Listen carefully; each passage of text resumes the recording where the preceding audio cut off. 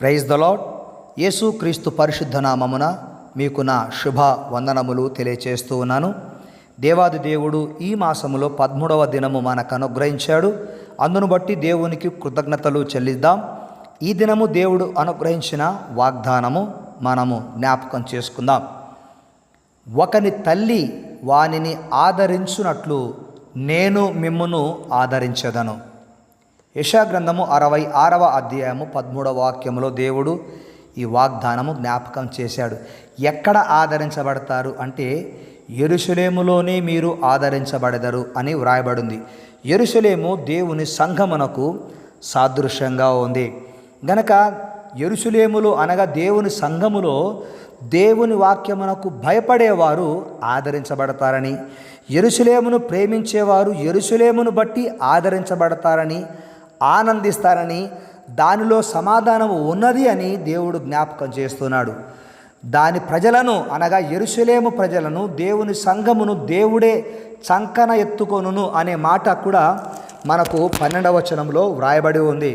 గనక క్రీస్తునందు ప్రియమైనటువంటి వాళ్ళరా, మీరు చంకను ఎత్తుకొనబడదరు అని 12వ వచనములో దేవుడు జ్ఞాపకం చేస్తున్నాడు. ఈరోజు ఆదరణ లేక లోకములో అనేక మంది దేవునికి దూరం అయిపోతూ ఉన్నారు. ప్రేమకు ఆప్యాయతకు దూరం అవుతున్నారు. ఈరోజు అనగా నిన్నటి రోజు mother's day. So mother's day సందర్భంగా, మాతృమూర్తుల దినోత్సవ సందర్భంగా దేవుడు ఈరోజు నీకు ఈ వాగ్దానాన్ని జ్ఞాపకం చేస్తూ ఉన్నాడు. నీ తల్లి నిన్ను ఎలా ప్రేమించిందో, నీ తల్లి నిన్ను ఎలా ఆదరించిందో, నేను కూడా మిమ్మల్ని అంతకంటే ఎక్కువగా ఆదరిస్తాను అని దేవుడు, ఆ ప్రభువు నీకు జ్ఞాపకం చేస్తున్నాడు. చాలామంది తల్లులు ఈ లోకాన్ని విడిచి ప్రభు సన్నిధికి చేరారు. చాలామంది తల్లులు భూమి మీద ఉన్నారు.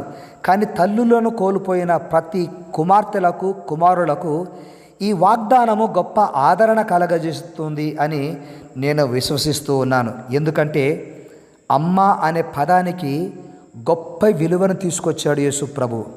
అబలను అమ్మ అన్నాడు, ఆరాధికురాలిని అమ్మ అన్నాడు. ఆసక్తితో యేసు ప్రభు దగ్గరకు వచ్చిన కనాను స్త్రీని కూడా అమ్మ అని పిలిచాడు. తన తల్లిని అమ్మ అని పిలిచాడు.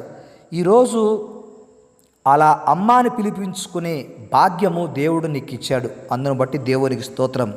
ఇంకా సంతానము లేకుండా నీవు బిడ్డల కొరకు హన్నావలే ఎదురు చూస్తుంటే, ఆలస్యము చేస్తున్నప్పటికీ దేవుడు నీ జీవితంలో సంతానము ఇచ్చుటలో అలక్ష్యము చేయడు అన్న సత్యాన్ని జ్ఞాపకం చేసుకొని ఈ వాగ్దానాన్ని నీవు పొందుకున్నావు గనక ఆదరించబడాలి అన్నది నా ప్రార్థన.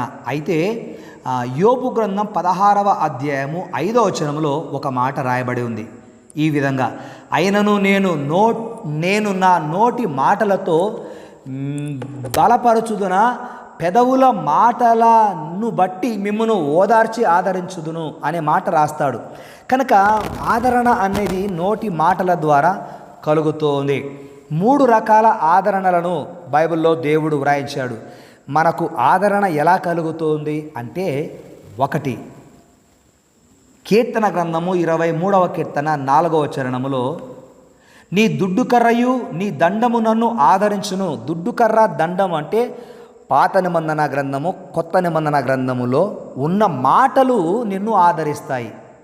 దేవుని మాటలు నీతో ఉన్నప్పుడు, నీలో ఉన్నప్పుడు దేవుడు నీతో ఉన్నాడు అని కీర్తనకారుడు 23వ కీర్తన 4వ చరణంలో వ్రాశాడు. నీవు నాకు తోడై ఉందువు, నన్ను ఆదరించదువు. కనుక దేవుని వాక్కు నిన్ను ఆదరిస్తూ ఉంది.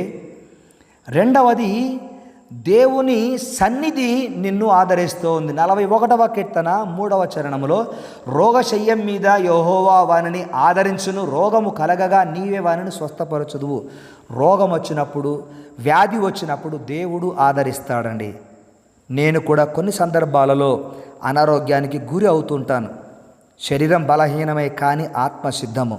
బలహీనమైన ఈ శరీరాన్ని బలపరిచే దేవుడు. కొన్ని సందర్భాలలో నేను చూసుకోకుండా అంటే కొన్నిసార్లు పట్టించుకోకుండా ట్యాబ్లెట్స్ ఎలా వాడుతుంటానంటే డేట్ ఎక్స్పైర్ అయినటివి వాడుతూ ఉంటాను. అలాంటప్పుడు అవి తెలియకుండా శరీరంలోనికి పోయి సమస్యను సృష్టిస్తూ ఉంటాయి. అలాంటి సంఘటనలు కొన్ని నా జీవితంలో జరిగాయి. నేను అలా జరిగినప్పుడు ఎవరితోనైనా మాట్లాడితే వారికి నా మాటలు మరోలాగా వినపడుతూ ఉంటాయి, మరోలాగా వారు వింటూ ఉంటారు. కానీ నా దేవుడు నన్ను అలాంటి స్థితిలో కూడా ఆదరిస్తూ ఉన్నాడు అని నేను విశ్వసిస్తున్నాను. అట్టి ఆదరణ దేవుడు నీకును తన సన్నిధి కాంతిలో కలగజేయునుగాక. 2 రకాల ఆరాధన. ఒకటి దేవుని వాక్యము ద్వారా కలిగే ఆదరణ, రెండవదిగా దేవుని సన్నిధిని బట్టి కలిగే ఆదరణ, మూడవదిగా దేవుని కృపను బట్టి కలిగే ఆదరణ. కీర్తనాకారుడు 119వ కీర్తన 76వ చరణంలో, నీ సేవకునికి నీవిచ్చిన మాట చొప్పున నీ కృప నన్ను ఆదరించునుగాక అంటాడు. దేవుని కృప ఆదరిస్తోంది. ఈరోజు ఆ యేసయ్య కృప నిన్ను ఆదరిస్తోంది. అందుకనే ఆ యేసయ్య ఈ ఆదరణ వాగ్దానాన్ని నీకు జ్ఞాపకం చేశాడు. ఒకని తల్లి వారిని ఆదరించినట్లు నేను అంటే నా వాక్యము, నేను అంటే నా సన్నిధి, నేను అంటే నా కృప అని ప్రభువు నీకు జ్ఞాపకం చేశాడు. ఇట్టి ఆదరణ నీకును నీ ఇంటి వారికి సదాకాలము తోడై ఉండునుగాక. ఆమెన్. ప్రార్థన. పరిశుద్ధుడు అయిన తండ్రి, నేడు మాకిచ్చిన వాగ్దానమును బట్టి నీ వందనాలు తండ్రి. ఈ వాగ్దానము పొందిన వారిలో ప్రాముఖ్యంగా నాకు నీవిచ్చిన ఆదరణ, రోగశయ్యము మీద వారిని ఆదరించుదును అని చెప్పిన మాట నా జీవితానికి నీవు అనుగ్రహించినందుకు, ఈ వాగ్దానము నాయన పొందుకున్న వారందరికీ నాకు నీ కృప చూపినందుకు కృతజ్ఞతలు చెల్లిస్తున్నా. మా ముందున్న రోజులలో, భూమి మీద మేము బ్రతికిన రోజులలో మీ ఆదరణ, ఓదార్పు, మీ సన్నిధి, మీ వాక్కు, మీ కృప నిత్యము తోడై ఉండి నడిపించునుగాక అని ప్రార్థిస్తున్నాం. మా ప్రియ బిడ్డలందరినీ, దూరదేశాలలో ఉన్న మా ప్రియులందరినీ, ప్రియ ఆత్మీయ బిడ్డలను మీరు దీవిస్తూ ఉన్నందుకు స్తోత్రాలు. ప్రతి అవసరతను తీరుస్తున్నారు, కాపాడమని కోరుకుంటున్నాను. దేవా మీకు వందనాలు చెల్లిస్తూ, మహిమ కలిగిన మా తండ్రి, నా కొరకు ప్రార్థిస్తూ మా ప్రతి అవసరతను ఎరిగి మాకు సహాయం చేస్తున్న బిడ్డలను నిండారుగా దీవించమని, వారి ప్రతి అవసరమును, వారి జీవితంలో వారికి కలిగి ఉన్న ప్రతి అక్కరను తీర్చి మహిమ ఘనత ప్రభావములు పొందుమని యేసుక్రీస్తు నామమున ప్రార్థిస్తున్నాను తండ్రి. ఆమెన్.